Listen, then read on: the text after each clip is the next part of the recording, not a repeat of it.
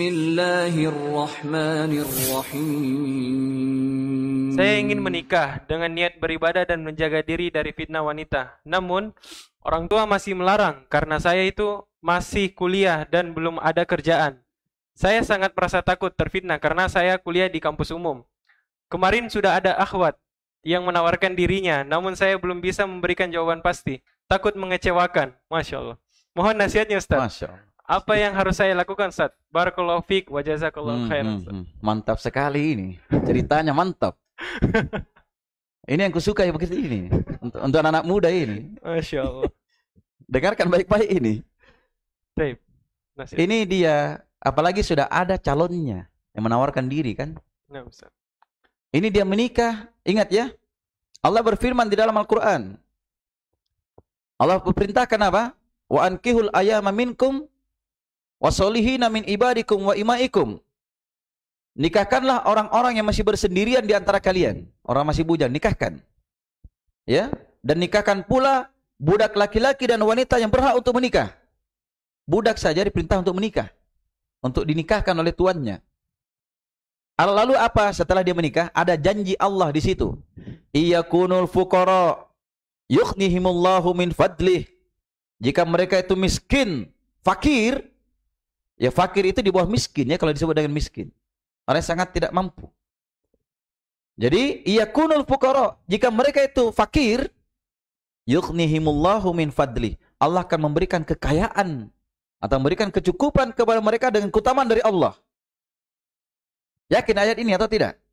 Ditambah lagi ditutup dengan nama Allah, innallaha wasi'un alim. Allah itu maha luas karunia-Nya, lagi maha mengetahui maksud kamu itu menikah apa? Untuk apa? Kalau ditutup dengan nama Allah ini Al-Wasi, Al-Alim, ini dua nama yang saling bergandengan. Bersamaan dengan Allah maha mengetahui, dan bersamaan dengan itu luasnya karunia Allah. Dan karena luasnya karunia Allah, Allah maha mengetahui siapa yang berhak diberi karunia itu.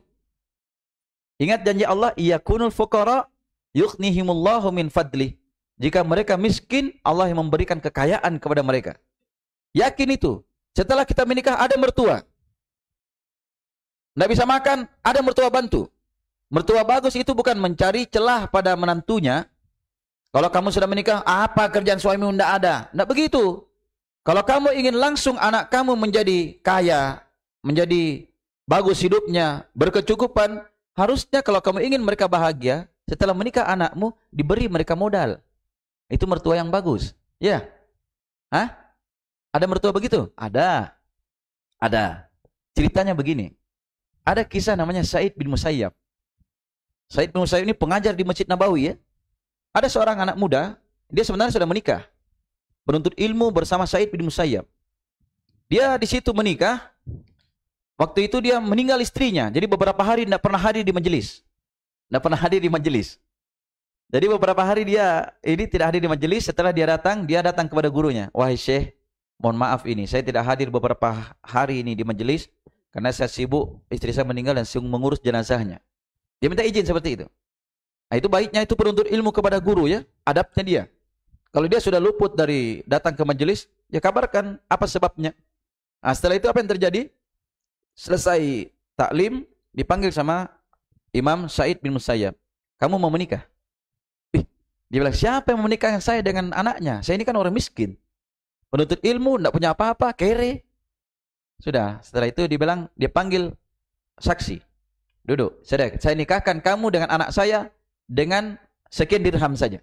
Sudah, selesai. Langsung imam ini, Sa'id bin Musayyab menikahkan anaknya dengan laki-laki tadi.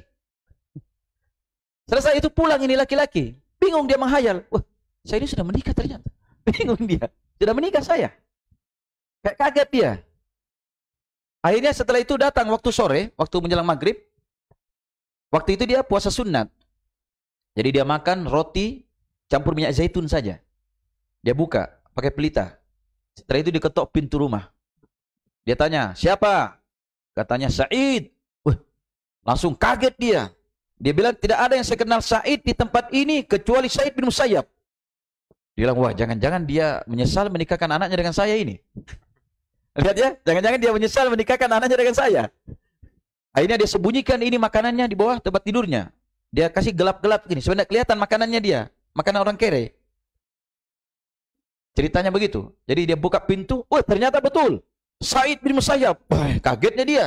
Kayaknya menyesal dia ini menikahkan anaknya dengan saya. Tapi apa yang terjadi? Lihat mertua yang bagus. Yang memahami akan hak anaknya. Kewajiban anaknya terhadap suaminya. Dia bilang, tidak, saya datang ke sini, saya bawakan istrimu. Ini, karena dia sudah sah menjadi istrimu. Ini, untuk istrimu. Dia bawakan, anaknya itu tersenyum malu-malu di belakang bapaknya. Tersenyum, tersipu-sipu malu. Ya, padahal dia belum pernah lihat ini perempuan, dan perempuan belum pernah lihat juga laki-laki. Tapi karena bapaknya sudah pilihkan dan diridhoi oleh bapaknya, anaknya menerima. Langsung dia kasih juga uang 1 kantong. Perhatikan ya. Katanya ini untuk kehidupan kalian. Hebatnya itu mertua. Masya Allah. Tapi ada sebagian mertua sekarang kalau orang menikah, jangan ketemu istrimu 3 hari 3 malam, pusing suami. Ini diantarkan, anaknya diantarkan. Karena itu kalau ada orang menikah, disewakan hotel yang mewah. Nggak usah diganggu 1 pekan. Jangan ditelepon-telepon juga. Dicukupi, dipenuhi kecukupannya. Begitu. Harusnya. Ya, kalau bisa ya. Jadi setelah itu yang terjadi, akhirnya pemuda ini bingung. Apa yang dilakukan ini? Dia teriak kepada masyarakat. Weh penduduk, saya sudah menikah. Kan tidak ada walimahnya. Jangan sampai dikira istri siapa itu? Anak siapa yang kamu bawa? Lihat ini katanya, Said bawa anaknya kepada saya. Oh berdatangan masyarakat melihat. Wah mana istrimu? Wah begitu. Sampai mamanya datang bilang, tidak boleh kamu lihat wajahnya sebelum saya lihat dia. Dibawa oleh mamanya pulang dulu. Setelah itu dikembalikan kepada dia. Maka setelah dia lihat istrinya, dia bilang, demi Allah, tidak ada yang lebih cantik di negeri Madinah kecuali istri saya. Tidak ada yang lebih paham tentang hak suami di negeri ini kecuali istri saya. Dia dapat istri yang bagus. Ini laki-laki tadi. Ya, akhirnya apa yang terjadi? Terdengar kisah ini menyebar ke kerajaan. Ternyata sampai ke pemuda, itu anak raja. Ya, anak raja yang tua mengatakan, wah, ada adik yang berkata, masa itu syekh itu menikahkan anaknya dengan orang miskin? Padahal kakak saya sudah melamar, dia tidak terima.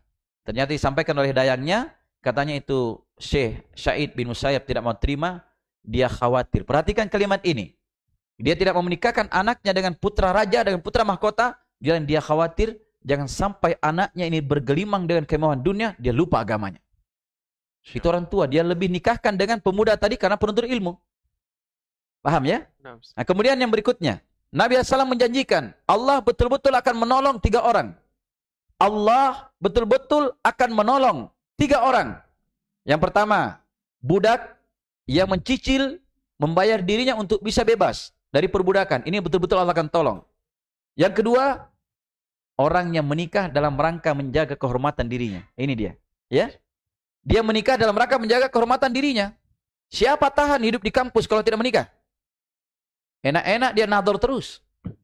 Satu, oh ini cantik, bibirnya begini, matanya begini. Kalau dia senyum modelnya begini, yang satunya lagi begini.